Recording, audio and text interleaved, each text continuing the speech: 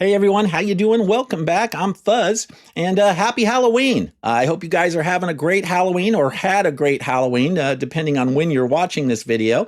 And today's video is going to be a little bit shorter. I've got just a quick wrap up here for my 31 Days of Horror Challenge. So it's my last horror watch list update for the month. I'll be going over the horror movies I watched this week in the final days of my October Horror-thon. And among those, I've got a couple new 4K pickups to chat with you about as well. So let's just get right into it and rock this.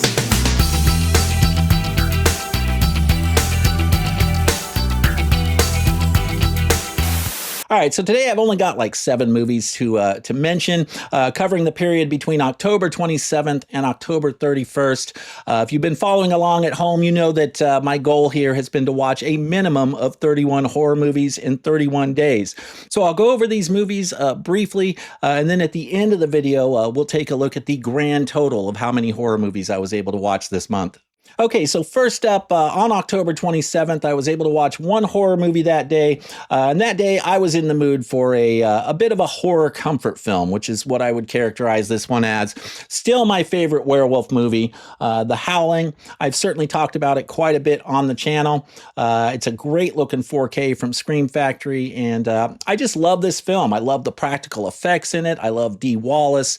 Yeah, still my favorite werewolf film. I don't think I have a whole lot to say about this one today because I've certainly mentioned it a number of times on the channel, but if you don't have The Howling on 4K and you're a fan of this film, I would highly recommend picking it up. It's an excellent looking 4K and just a great release from Scream Factory all the way around.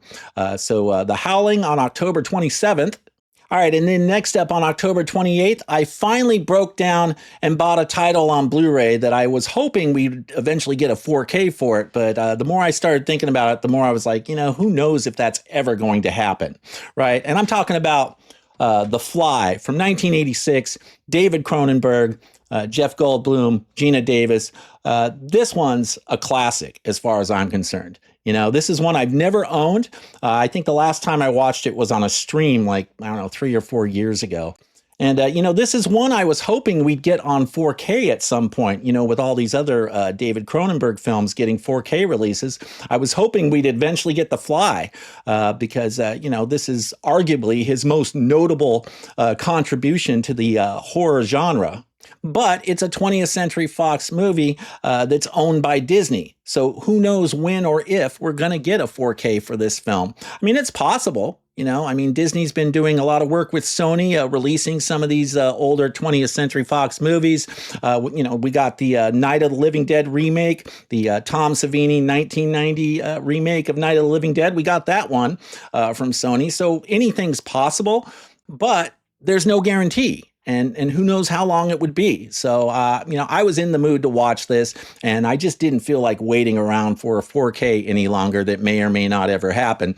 So I broke down, bought the Scream Factory Blu-ray of The Fly, and what a great film. The practical effects in this movie are just off the charts. Just, you know, I'd say almost on par with like The Thing. Right? Like Rob Bottin and The Thing.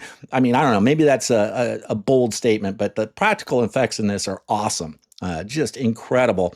And so when I was watching this, I was thinking, you know, yeah, that's pretty close to the kind of crazy shit that Rob Bottin did with The Thing. You know, I mean, maybe not quite that good, but Cronenberg definitely knew what he was doing with this film. And yeah, I just had a blast returning to this one. Great film. If you've never seen it, I highly recommend it. The Fly from 1986. All right, and then moving on to October 29th, I was able to watch 3 horror movies that day. The first of which was a pretty exciting pickup, a new 4K pickup courtesy of Arrow Video, John Carpenter's In the Mouth of Madness. What a great film. Absolutely love this one.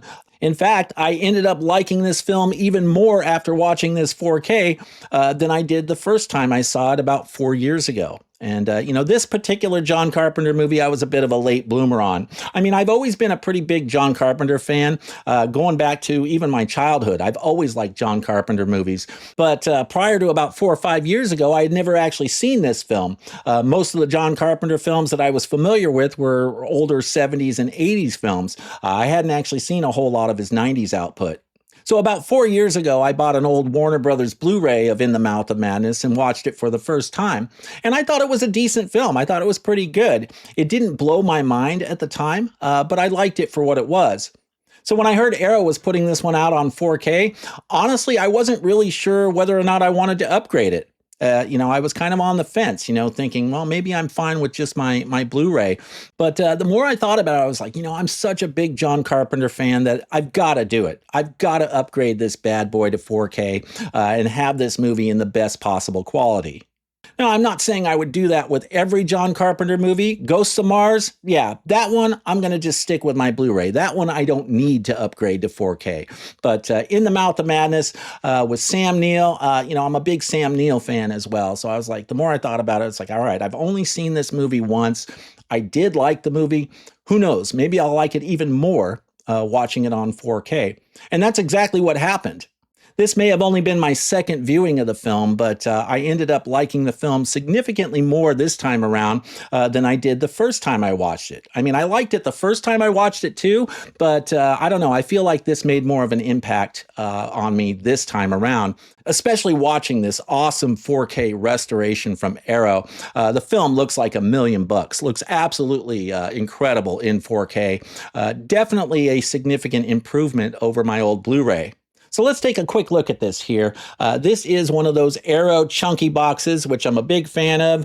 We have a slip cover here, which I very much appreciate. I like that they started doing that with these chunky boxes. I like having the outer slip cover to kind of protect the chunky box itself.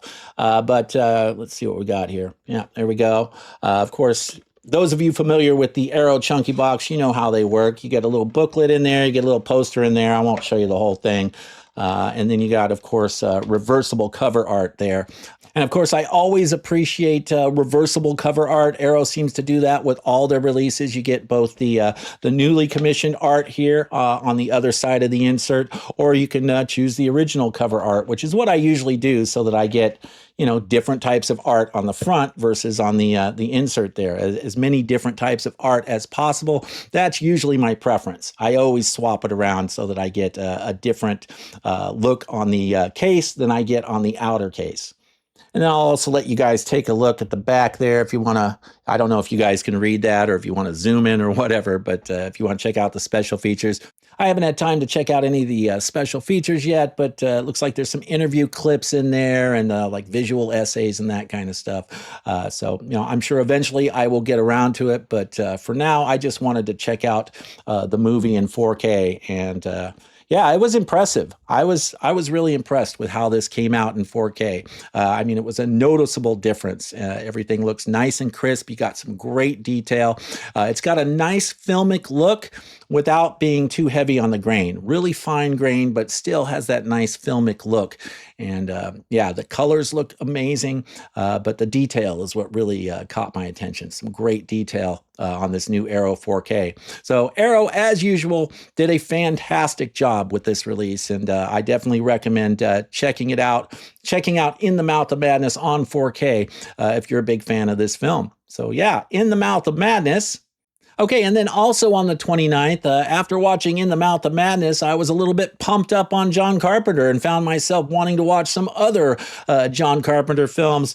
So I went with what has become, I think, probably one of my favorite horror anthology movies.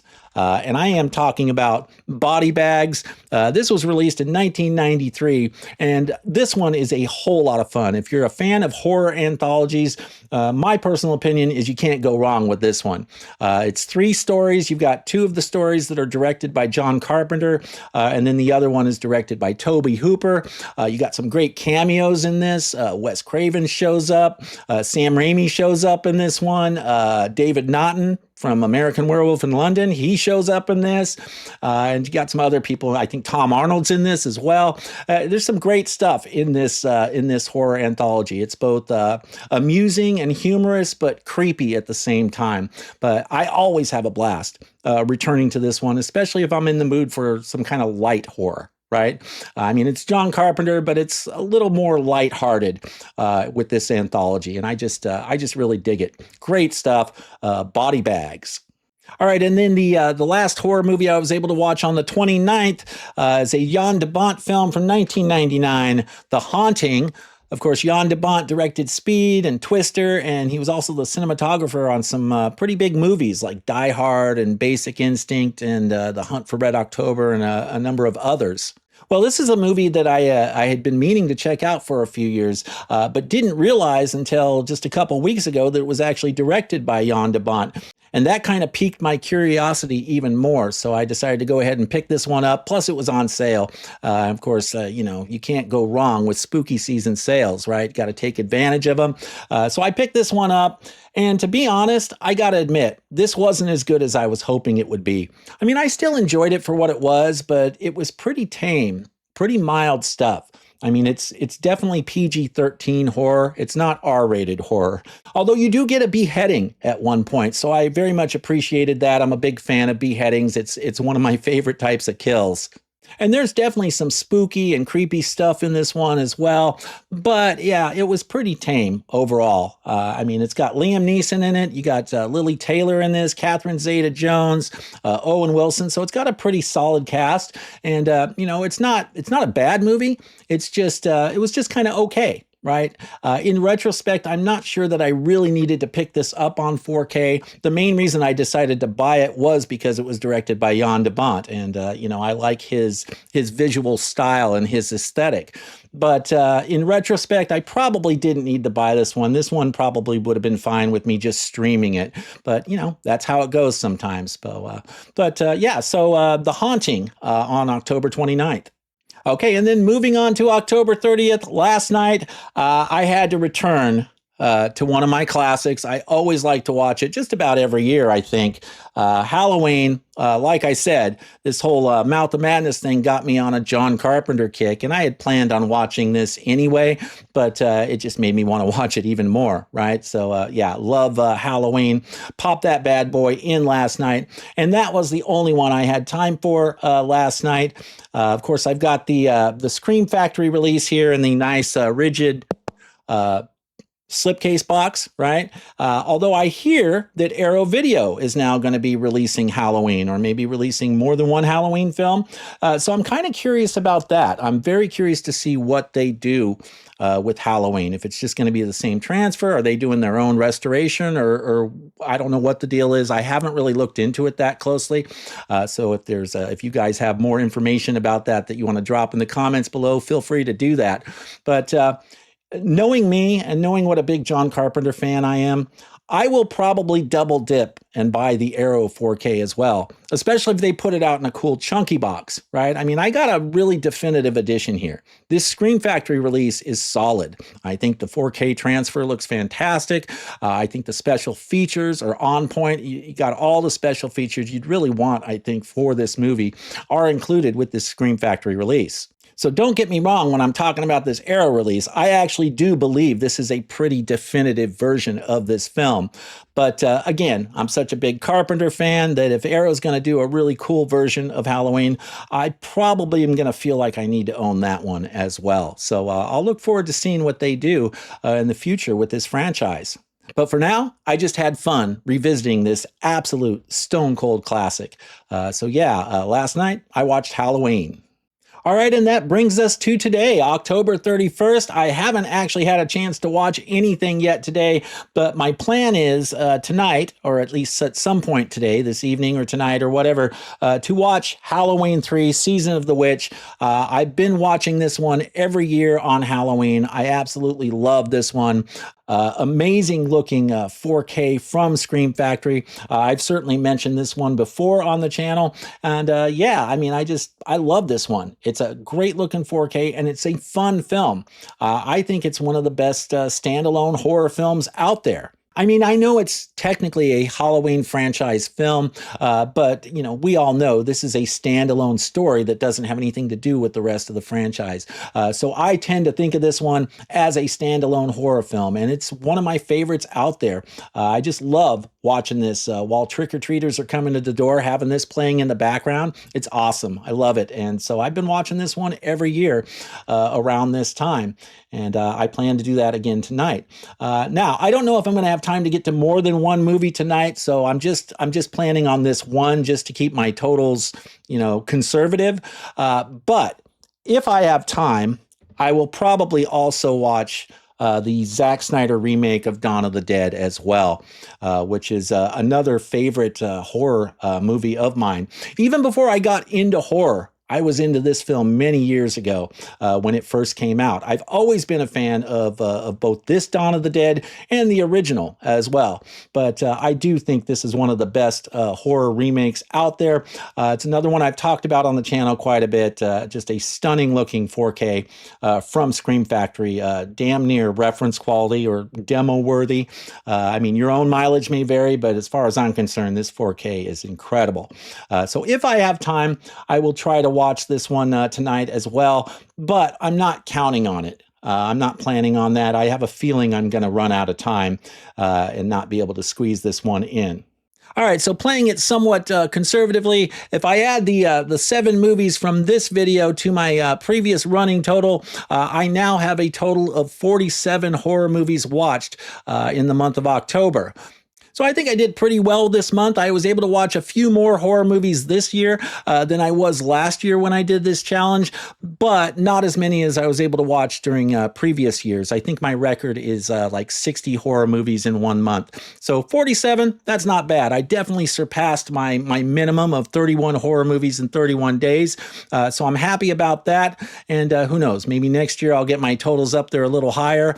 If I even decide to do this challenge again next year, that's a whole nother discussion that I'll have to come back to next year. But yeah, this has been a lot of fun. Got a bunch of new horror movies in this month that I hadn't seen before, which is a huge part of the goal here, to explore and discover new horror movies that I'd never seen, or at least horror movies that were new to me. So yeah, I had a lot of fun with the challenge this year. Okay, so that about wraps it up for my final horror watch list update for the month. Let me know what you think of my choices down below, and let me know what you've been watching this week as well. I always love chatting with you guys and interacting with you guys in the comments, so make sure you leave me some feedback below.